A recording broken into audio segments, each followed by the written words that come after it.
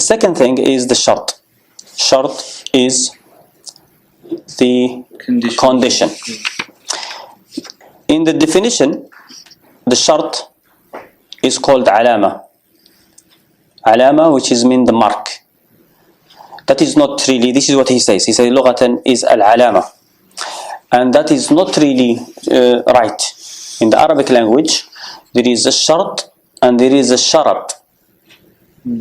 So sharat is the alama, the way he say. But shart is not. Shart is what we call iltizam, that you make something, you oblige someone to do something. That is shart. Or you oblige yourself of doing something. That is what we call shart in the Arabic language. So iltizam بالشيء, that is the shart, and the alama is the sharat. Allah subhanahu wa ta'ala says in the Quran, the shart, for the sharat, for example, هل ينظرون إلا الساعة أن تأتيهم بغتة فقد جاء أشراطها. Are they looking for the hour to come suddenly? Because the marks of it have come. That is the sharat. The marks of the hour, they have come. That is the what we call sharat, alama, the signs, the marks. However, the shart itself is what we are concerned about here. The meaning of it is الالتزام بالشيء, and that is in the hadith of the Prophet it comes كل شرط ليس في كتاب الله, every condition that is the condition, every condition that is not in the book of Allah is invalid. In the istilah of the fuqaha or the usuliyin, ما توقف وجود الشيء على وجوده, everything or anything that something will not happen without it. وليس هو جزءا من ذلك الشيء, but it is not part of that thing. Something that will not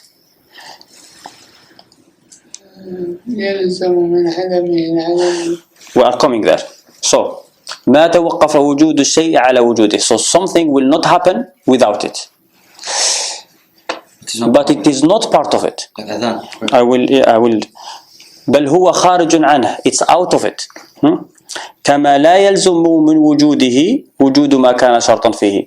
And if it's there, then that is not, doesn't mean, if that thing is there, the condition, doesn't mean the thing that it is condition for will be there. You understand? I will explain it now. The Prophet said, لا يقبل الله صلاة من أحدث حتى يتوضأ. Allah will not accept the prayer of someone who has broken his wudu until he does wudu. And also the Prophet said, لا صلاة لمن لم يقرأ بأم القرآن.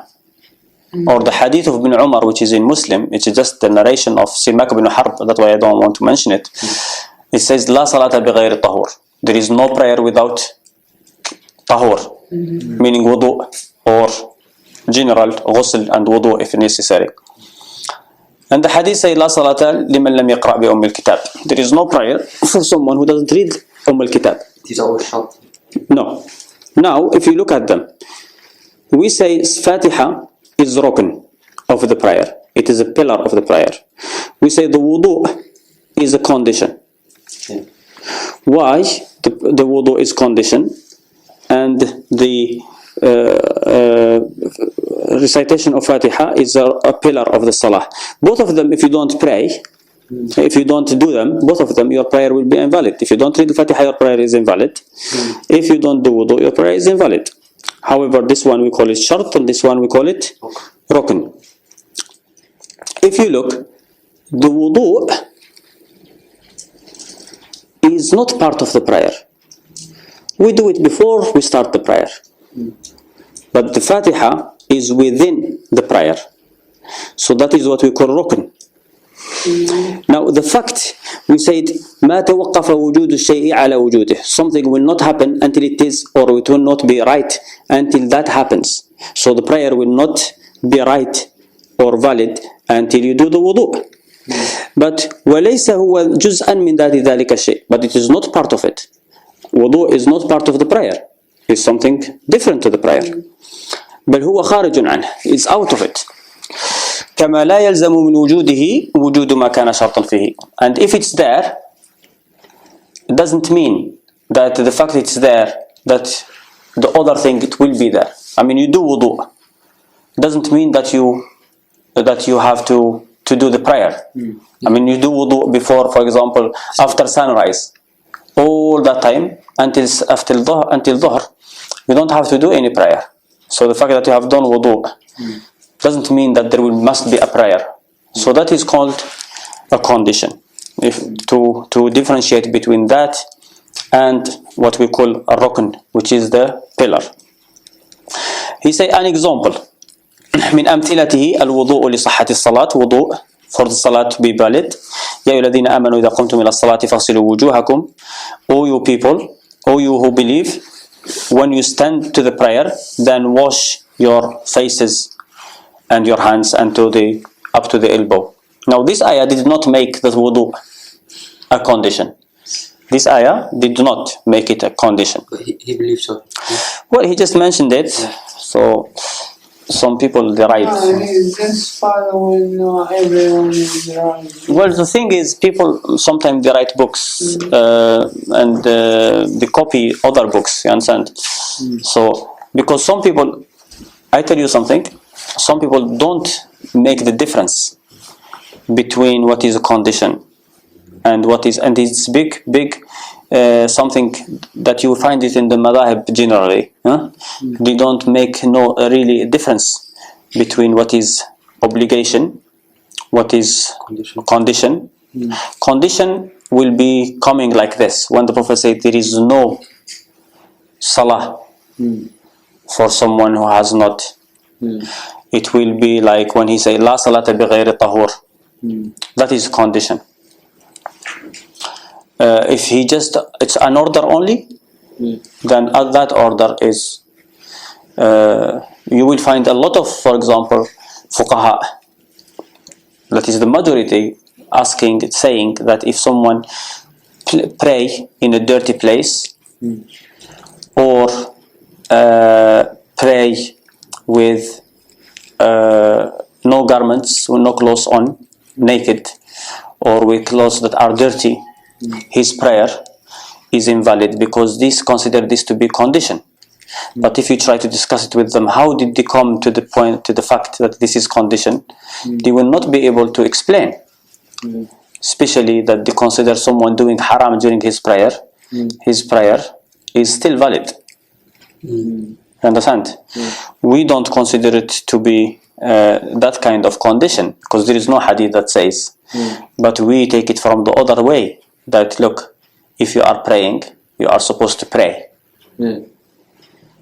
And during your prayer, that is prayer is to worship Allah, not to disobey Him. If during your prayer do anything that disobeying Allah intentionally, there your prayer is invalid. So we take it from this side. The fact that someone is in prayer and he is disobeying Allah. So is this, are you worshipping Allah or are you disobeying Him? So any disobedience, why in an obedience? That obedience is ununified. Yes, because he is not anything that Allah ordered someone to do, he must do it exactly the way he has been ordered.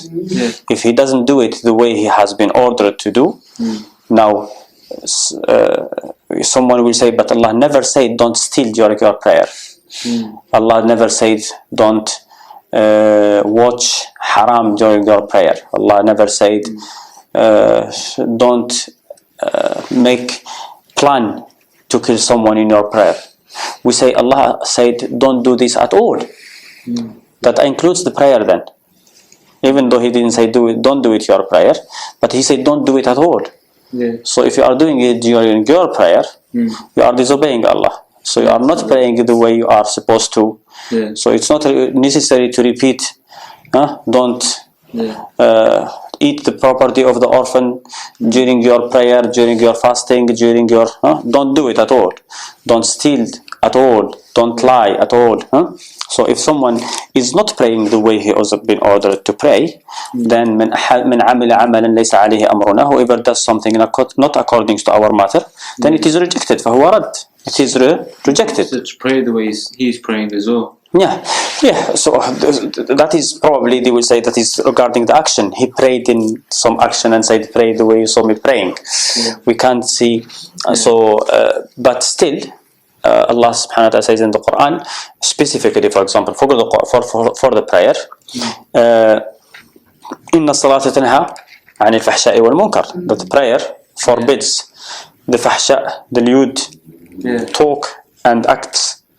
Forbids a person from doing that, stops him from doing that.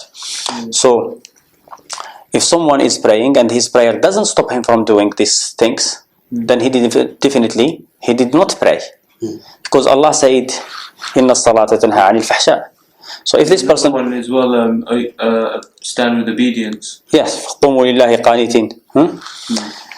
Qunut is ta'a, obedience. So but the fact that Allah says inna as-salata tanha 'anil fahsha, that the prayer stops people from fahsha. If that prayer did not stop you, we are not talking after the prayer. If the prayer finishes and during the prayer it finishes in the right manner, then someone must bring proof to say after it has finished in the right manner, it has been nullified. So, but within the prayer, someone doing something haram, then definitely that prayer has not stopped him from doing fahsha and munkar, and therefore that is not prayer. This one is not mafhum mukhalafa. This is not mafhum mukhalafa, yes. Inna as-salata tanha 'anil fahsha'i wal munkar. Someone may say, look, you are saying if it doesn't stop you, then it's not a salah. That is mafhum mukhalafa, isn't it? Yeah. That is not mafhum mukhalafa. Why? Because when we say, Allah subhanahu wa ta'ala says in the Quran, وَلَا تَقُلْ لَهُمَا, if you look at it, every time you have to do, you might think that you have to do either qiyas or mafhum mukhalafa. Some people might think like this, وَلَا تَقُلْ لَهُمَا أُفٍ, don't say off to them. So one person will say, look, say anything else. If you don't say, you can't say nothing else, so we do qiyas. And someone say, no, we don't do qiyas here. So what we say, because Allah said don't say off, so you can't say everything else. You understand? When and you don't have a third choice here. It's either like this or this. You can't say, no, neither this, neither this. It's one of the, you are either going to stick to this word, but we are not going to take mafhum mukhalafa. We are not going to take qiyas. We say, Allah said don't say off, and we are going to not stay off. Now we are going to look somewhere else. If Allah said, He never said don't say anything, then the dalil that says Allah has explained to you in details what is haram, we are going to use that and say, okay, we can kill them, because there is nothing to say don't kill them, if there is nothing. But once we have found another dalil that says you have to respect them, we say, now this tell us not to say anything else to them, not only off. You understand? It might look, when we say that we are doing qiyas, like people who said we come to the same result as the people who do qiyas. But they do it. They did it from qiyas, we did it from dalil. You understand? But also here, inna as-salata tanha 'anil fahsha. Allah said that the salah has to forbid fahsha, stops the people from doing haram. So what is salah? What is salah? What is the definition of salah? Is there anything else to define the salah except this definition that Allah said here? Allah said, inna as-salata tanha 'anil fahsha. The salat is the one that stops people from fahsha. Now, if we find another dalil that says that the salah is completed with doing certain kind of things, because salah is a word which is shar'i, from the sharia, it's not an Arabic word. So if we find anything else that says the salah can be completed even though it doesn't stop you from doing haram, then we have to stick with that dalil. If not, you have to stick to what Allah has said. That the salah is the one that forbid the fahsha and munkar. So, you understand? So we don't have any other definition. We didn't find any other definition. So we are going to stick to this. That is not then mafhum mukhalafa. You are sticking to the dalil unless someone else bring dalil and say, oh, this is what is, the Prophet said salat is only this. You understand? So, he couldn't understand it. He couldn't understand what I have said here. Did you understand what I meant? No. Is it clear or a little bit clear, or should I? Huh? Go. Should I talk more about it? Okay. Yeah. So what we say? Look, the tahara, for example, the ghusl. We have a way to do ghusl. When you do ghusl, this ghusl is in the Sharia. It doesn't change anything in you. I mean, a person who has cleaned himself properly, he is more cleaner than clean. But he is in state of janaba. He goes and put himself in water and come out. Now he is clean. Even though nothing has changed. He has already washed himself with every detergent and every soap that is possible. But he was not clean until he went to the water and came out with the intention of ghusl of janaba. You understand? Now, if he has not done that, we will say he has not done his ghusl properly. If there is no need. Yeah, because there was no niyyah. Now that ghusl here, it is something which is a ibadah. You have to do it in a certain way. If you don't do it certain way, your ghusl is invalid. Even though you can see that you can notice no difference. Because that is the shar'i meaning of ghusl. You understand? With intention. Yeah. So if you don't do it that way, you have no ghusl. Nobody can call this, nobody has called this mafhum mukhalafa, and nobody can call it mafhum mukhalafa. Because the salah, what I mean here, the salah is also something what is a definition in the word is in the not an Arabic word. This is a Shar'i word from Sharia. When we say salah, going up and down, a person might stand up and go up and down and then do sujood, then come up. We don't say this person has prayed unless he has, for example, intention. إنما الأعمال بالنيات.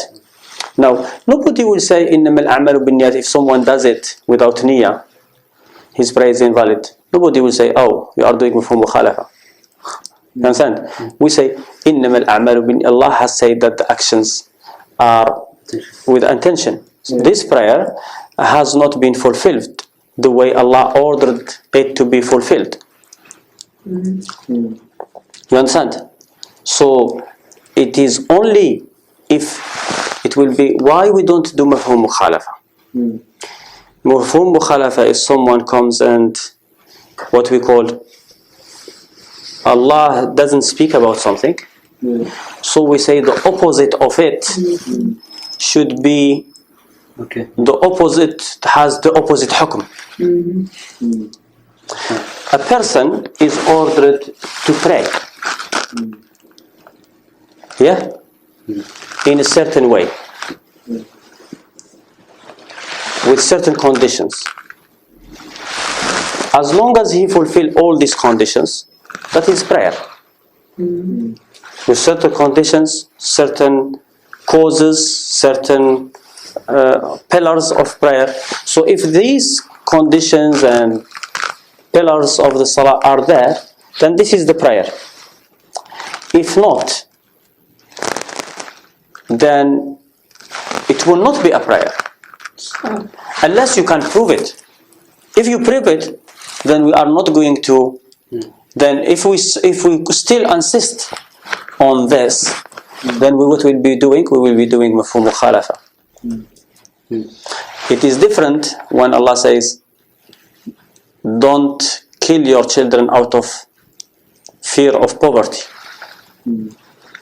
Killing is not a Shar'i word, is it? Killing is not Shar'i word. Qatl is not Shar'i word. It's a word. And then you don't tell me, okay, Allah said, when you should took someone, Shar'i, if it was Shar'i word, Allah said, killing is this. Then if someone does something else, not in that way, then that is not killing. So you don't come and slaughter someone and say, look, he's not killed.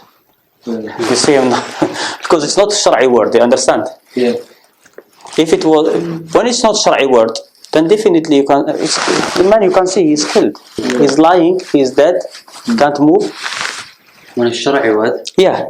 The one is Shar'i word, you have to, I will expect you to bring everything, because this word actually is known in the Arabic language. As to this what we know. If Allah says that is the prayer, then you have to fulfill everything in there for it to be a prayer. And this is what I mean by Shar'i. Yes, that is Salah is Shar'i word. Ghusl is a Shar'i word. You understand? Ghusl of Janaba. You understand? Like in one verse, he didn't just say kill them, he said get their necks. Yes. Cut their necks. Yeah. فإذا لقيتم الذين كفروا فضرب الرقاب. No, that is different. That is still not Shar'i word. فضرب الرقاب. Yeah. He specified it there. Yeah. But the word qatl is just killing. But when he wanted to say the neck. The smitten the neck, that is different. That is, of course, Allah subhanahu wa ta'ala says in the Quran, or the Prophet have said actually. He said, إذا قتل أحدكم فليحسن القتل. If someone kills, where there is someone who should be killed, really, when he for the right reasons, for the right, of course, not just killing like this, but when in the Sharia, when someone is to be killed, for example, for committing anything that he deserves to be killed, where Allah has given us permission to kill someone, then he has to be killed in the excellent, the best way possible. فإذا قتل أحدكم فليحسن القتل. You should not torture someone. If someone there is had, for example, on a Muslim or someone who is not Muslim who need to be punished or in that way, then what we do, you do it in the right way, in the less with less pain as possible. So that is فضرب الرقاب. That is the less painful area. However, we don't do qiyas on that. Allah subhanahu wa ta'ala said, وَضْرِبُوا مِنْهُمْ كُلَّ بَنَانٍ. There is another ayah that says, فَضْرِبُوا فَوْقَ الْأَعْنَاقِ وَضْرِبُوا مِنْهُمْ كُلَّ بَنَانٍ. So that is not qiyas actually, the way some people put it as qiyas. They say, look, he said فَضْرِبُ الرِّقَابِ, but we do. No. If you can, even during the war, if you really have the possibility to kill someone on the neck, you should not kill him in other place, because that will be torture. And torture is haram. But where you can't, then Allah subhanahu wa ta'ala says in the other ayah, فَضْرِبُوا فَوْقَ الْأَعْنَاقِ وَضْرِبُوا مِنْهُمْ كُلَّ بَنَانٍ ذَلِكَ بِأَنَّهُمْ شَاقُوا اللَّهَ وَرَسُولَهُ سورة الأنفال. So what we are saying here, we go back to the example that we were saying, that some people say that they make conditions what are not conditions, and they don't know the difference between obligation and the condition. Now, Allah ordered us to do wudu before we pray. The Prophet ordered people to do adhan before prayer. The Prophet ordered people to do iqama before prayer. Is this now part of the prayer? No. the adhan is not part of the prayer, and therefore, and it's not a condition for the prayer. What will make it a condition for the prayer?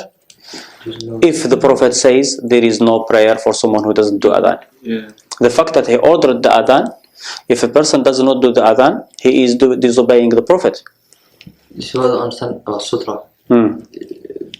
The hadith that says There is no hadith that says there's no salah. no, there is no salah. But actually, there is no hadith that says you have to pray with sutra. If there was hadith that says you have to pray with sutra, You still won't make it. it will make it not really a condition. You see the difference between the condition where the Prophet said there is no salat for someone who has no wudu. That will make it a condition. Why? That will, if you don't pray that way, It's not a prayer. it's regardless of whether you remember or you have forgotten. There is no prayer for someone who has no wudu. That's all. If someone says, "Oh, I forgot," رَبَّنَا لَا تُؤَخِذْنَا إِن نَّسِينَا وَأَخْطَأْنَا. We say no. We are not saying that Allah will take you accountable for what you have because you have forgotten. We say just that you have not prayed the way the Prophet said. So you have to repeat your prayer. That's all we say. We don't say that you are sinful because when you prayed you didn't know that you have wudu, or when you were broken your wudu. And you see here many of the fuqaha, they contradict themselves. If someone breaks his wudu by using the toilet, his prayer is invalid. Then some, like the Shafi'is or the Zahiris, they say if someone touches a woman, his prayer wudu is broken. But they say, but if he prays without repeating his wudu, then his prayer is valid. Is that what they say? Yeah, Shafi'is. yeah. And the Zahiris, they say if someone has touched a woman, but he forgot when he touched her, they will say his wudu, then it's fine. Huh? To pray. Yeah, then it's fine to pray because it's not, Because you forgot. unless they call it not hadath, unless they say this is wudu for, not because of the hadath, this is not hadath, this is something different, and they have to explain why a person has to do wudu, then it's not acceptable, it's not understandable. Some hadath, there is no, it's fine if you forget, you still have to do wudu. And some hadith, like some of them say, if someone eats camel meat, it breaks the wudu, such as the Ahnaf, the Hanabila, not the Ahnaf. I always say the Hanabila say that if you eat camel meat, and the Zahiris, your wudu is broken. But they say if you forget, then it's fine. But you say that you call this hadith, and then you say that لا صلاة لمن أحدث لا يقبل الله صلاة من أحدث حتى يتوضأ. And so why do you say? They say no. If you forget, forgetfulness is forgiven. But there's confusion here. Yeah, well, this is what I'm trying to explain here. This is not being consistent. The truth is, when the Prophet, look, the difference between wajib, between condition. Allah said, if you stand up to the prayer, do your wudu. So someone stood up to the prayer, he didn't do wudu. He has disobeyed Allah. If he has forgotten, we say there is nothing wrong with him forgetting. Except that the hadith say that he has not prayed. When you remember to pray. Now he must pray. Now if he doesn't pray, then he is doing something haram, because he is not doing what he's supposed to do. Look at this ayah. لا تأكلوا مما لم يذكر اسم الله عليه. Don't eat from what Allah's name has not been mentioned on. Now the Ahnaf, the Malikis, the Hanbalis, and the Zahiris say if you have forgotten, then you can eat. If you have forgotten to say Bismillah on the meat, then you can eat. Then they will say, Allah says, رَبَّنَا لَا تُؤَخِذْنَا إِن نَّسِينَا وَأَخْطَأْنَا. We say there is no. We say, look, رَبَّنَا لَا تُؤَخِذْنَا, yes, If someone has slaughtered something and he didn't say Bismillah, if he did it intentionally, then he is doing something haram. If he doesn't say Bismillah. The fact that he did it by mistake, out of forgetfulness, then رَبَّنَا لَا تُؤَاخِذْنَا إِن نَسِينَا أَوْ أَخْطَأْنَا. He is not sinful. Except that Allah said, don't eat from it. Now, if you eat from it intentionally, then رَبَّنَا لَا تُؤَاخِذْنَا إِن نَسِينَا أَوْ أَخْطَأْنَا. You did it intentionally. You ate from it intentionally. So if you understand this, you will understand what is the difference between a condition. If regarding sinfulness, not Yeah, it's not question of, it's question of لا تؤاخذنا. It's not question لا تؤاخذنا إن نسينا وأخطأنا. It's not question. It's question of you are not held accountable. You are not held accountable of what you have forgotten. You understand? So if but also you have to understand what is the difference between condition and what's an obligation. Someone stand up in the prayer and he forgot to clean his clothes, or he forgot to wear clothes at all altogether, or by mistake he didn't know that his body was showing. Now he prayed. Is there anything that says the prayer? Allah said خذوا زينتكم عند كل مسجد. Take your beauty next to every mosque. That is covering the awrah. But is there anything that says the prayer, the definition in prayer, that when you pray, you should be covered, or this is not prayer? There's nothing to say that. Except that Allah ordered us when we stand up for the prayer. So there is a prayer, and this is something that comes with the prayer. You have to cover yourself. You have to stand up towards the Qibla. Standing towards the Qibla is not part of the prayer. The prayer is the prayer. But when you do it, you have to stand up towards the Qibla. Now if someone has forgotten and did not stand towards the Qibla, or has forgotten, he has not put his clothes on, that this person, he's not done the prayer the way he is supposed to do it, but he did it out of forgetfulness. رَبَّنَا لَا تُؤَاخِذْنَا إِن نَسِينَا وَأَخْطَأْنَا. He prayed. He prayed. There is nothing that says the prayer is not prayer which is not the face to Qibla. It's not a prayer which one, you understand? That we have not put clothes on. So your prayer is valid because you did it out of forgetfulness. And رَبَّنَا لَا تُؤَاخِذْنَا إِن نَسِينَا وَأَخْطَأْنَا. There is no sin because you have not done. But if you do it intentionally, then you are disobeying Allah while in prayer, and that's what made your prayer invalid, not the fact that you didn't do it, you missed a condition or something. You understand? Yeah. Let's go. فقط العمر ولا كل Yes, that is the minimum. That is the minimum. If you read Surah Al-A'raf, the Arabic language, خذوا زينتكم means someone to. The zina is called the clothing, something that you put. And if you read Surah Al-A'raf, it shows that whoever, these Arabs who say the zina is the covering of the awrah, were right, because Allah mentioned this after He mentioned يا بني آدم لا يا بني آدم. What is the ayah? يا بني آدم لا Surah Al-A'raf. Before خذوا زينتكم. Yes. يا بني آدم. I got it here. Yeah, we all got it here.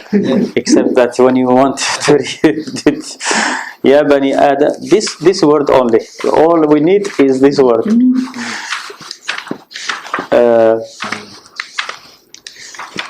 يا بني آدم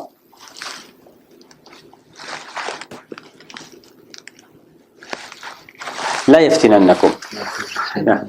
يا بني آدم لا يفتننكم الشيطان كما أخرج أبويكم من الجنة ينزع عنهما لباسهما ليريهما سوآتهما إنه يراكم هو وقبيله من حيث لا ترونهم إنا جعلنا الشياطين أولياء للذين لا يؤمنون وإذا فعلوا فاحشة قالوا وجدنا عليها آباءنا والله أمرنا بها.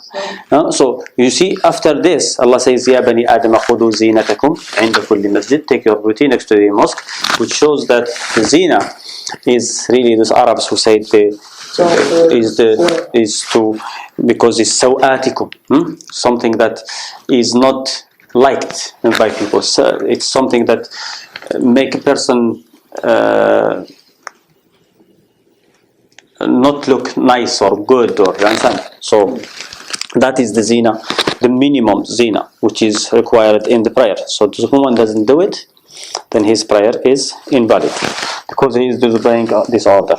But if he has forgotten, then ربنا لا تؤاخذنا إن نسينا أو أخطأنا. Sometimes it's not controllable when people make sujood. Yeah, that is something you have to understand exactly what is the awra, because some people might really, it is something that people as should consider the environment where they pray, but there is the what we call maximum of the awra, and many people actually they don't really, you can't say that they are their body is showing. However, it's still they have to try to do better than that.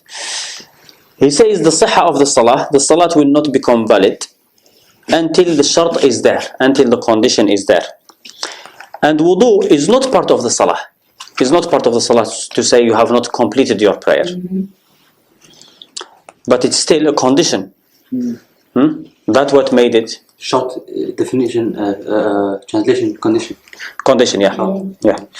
So he says also the fact that you have done wudu doesn't mean that you have done prayer. You have done wudu, you might never need to do prayer with it, or able to do what prayer with it. He says also the idhn, the permission of the wali to the wali of the woman who is about to get married, her guardian, father or grandfather or uncle or brother, all of these people are, their permission is a condition, so the aqd or the agreement of marriage can be fulfilled according to the majority of the fuqaha, because the Prophet says la nikaha illa biwali, because the Prophet have said there is no marriage except with wali. Now this hadith here, he mentions the hadith of Abu Musa. There is two hadith, one of Abu Musa, one of Aisha, and there is people have spoken about this hadith, but it's not time to talk about them really. Yes. لا نكاح إلا بولي similar to لا صلاة إلا لمن Yeah, but this problem. بفاتحة الكتاب. Yes. So why some people take this as a condition and this as no, the majority take it as a condition. the Fatiha? The Fatiha, they can't take it as a pillar because it's part of the prayer. Okay. We say the prayer, the difference between condition we have been explaining. We're going back to that. Anyway, sometimes it is very tricky here. The fact to differentiate between what is a condition and what is a pillar. You understand? And sometimes really it's not necessary. As long as you know that this will not be, this will invalidate the action, and this will invalidate, the pillar will invalidate the action, and the condition will invalidate the action. So it doesn't really make big difference to give it a name. However, according to the Ahnaf, when we speak about sahha and fasad, fasad and butlan, the Ahnaf sometimes will say this aqd is fasid and this is batil. According to them, this is two different things. You understand? Of course, they are the other side of the Zahiris. The Zahiris say fasid, batil. Yeah, but sometimes Fasid and batil, two different things. Two different things, because batil and fasid, we will talk about this later. So batil will be, which is invalid, fasid is wrong, but there is some things that can't come out of it, you understand? So that is why we differentiate between this. According to the majority, the fasid and batil is the same. So when we say batil, sometime when we say batil, it's invalid. The fact that it's invalid, it's just invalid. So the vibes, all these different names for the same thing. No, when we say batil or lahu or like such as the hadith that says كل لهو يلهو به المرء فهو باطل. Now this hadith is ضعيف. That every play that a man plays is invalid. Batil doesn't mean haram. So if someone plays, then it is batil. If someone listens to music, we say it is batil. Is he going to get any reward for it? It is batil then, since he is not going to get any reward for it. But does it mean it's haram? Someone says it's haram. The Prophet said the most truthful word that a man or a poet have said is the word that Labid ibn Rabi'a have said. أصدق كلمة قالها شاعر كلمة لبيد. The Prophet said the most truthful word that a poet ever said is what Labid said. ألا كل شيء ما خلا الله باطل. Everything except Allah is batil, is invalid. You understand? It's not, we can't say every person that Allah has created, everything is haram. Yeah? You say it will go, it will become nothing, and that is what is batil. You understand? So, al-farq, now he speaks about something that we have spoken already about. Al-farq بين الشرط والركن. The difference between a condition and a pillar. He said the shart and the rukn. Yeah, I've spoken about it because I didn't know that it will come. So the difference between, he said, the shart and the rukn, both of them, not the thing will not happen without both of them. So if they are not there, the thing will not be complete. He says, so like Wudoo is a shart condition for the prayer, and ruku' is rukn in the prayer. So without any of them, if any of them is missing, the prayer is invalid. But you can see the difference between them, that the condition is out of the prayer. It's not part of it. The rukn is part of the prayer. He said also now here, the condition depends on who made it a condition, is divided into categories, 2 categories. Allah and Prophet. No, the one that is the Sharia has made, that is from Allah's Prophet, yeah, that is the first condition. So here, وَهُوَ الَّذِي جَعَلَتْهُ الشَّرِيعَةُ شَرْطًا. Everything that Sharia has made a condition, كحول الحول على المال, such as a year, that a year have to be, that you don't have to pay zakat until after a year. So they say this is, when it comes to zakat, we say this is a condition for paying the zakat. You have to wait for a year. Now if you ask this man, where did you get this from, that you have to wait for a year before you give a property zakat? He will not be able to say anything. He will say it's ijma'.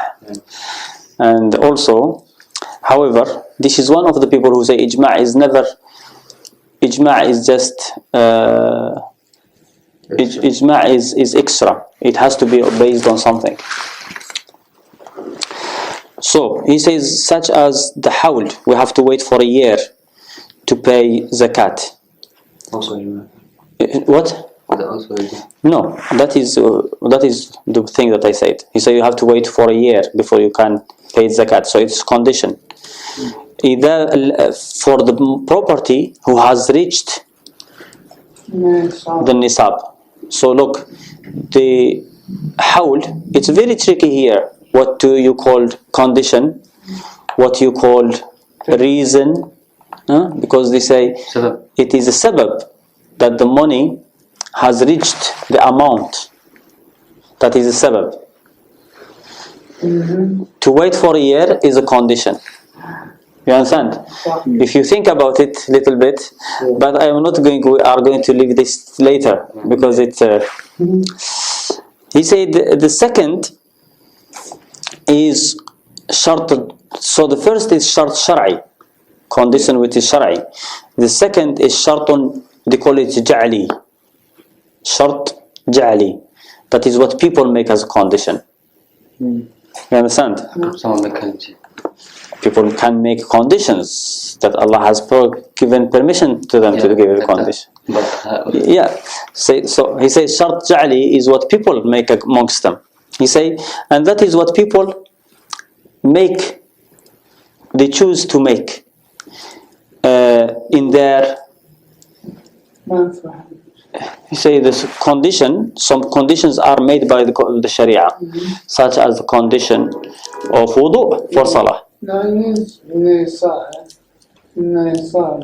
Yeah, I said this is very. We are going to talk about this delayed and talk about it later because it will take us a long time, and it will come in the future. So we are going to explain how you can differentiate between what is sabab, what is shart, because you find a lot of people they differ.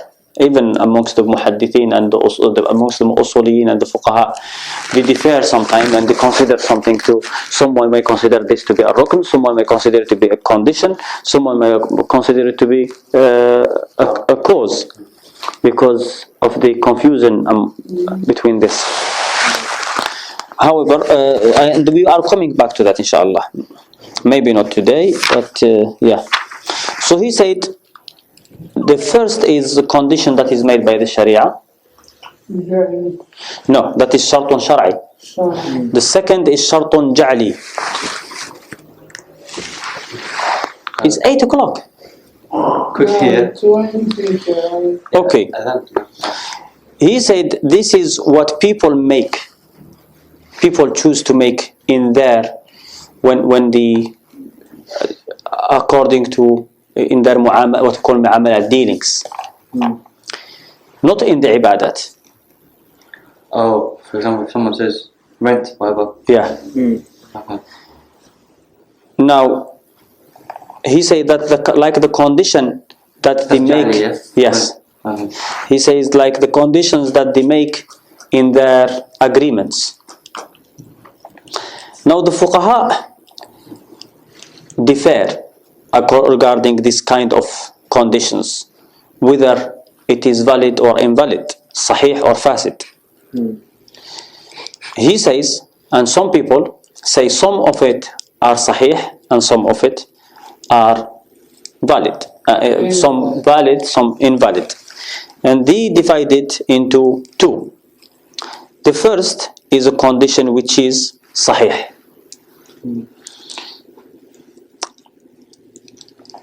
And they say, this is not the Zahiris, they say this condition which is sahih, you will know that it is sahih if the Sharia has not said it is invalid.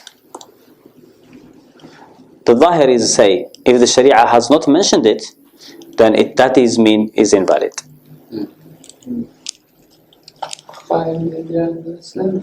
Like what you said in the khutbah. Yeah. Condition. Yeah, and that is not in the condition. Any condition that's not in the Book of Allah, that is invalid. Okay? There is a hadith from the Prophet says every condition. So some people say the condition that people set, that conditions is valid, as long as the Sharia does not. If the Sharia does not say it's invalid, then that means it's valid. That is what the majority say.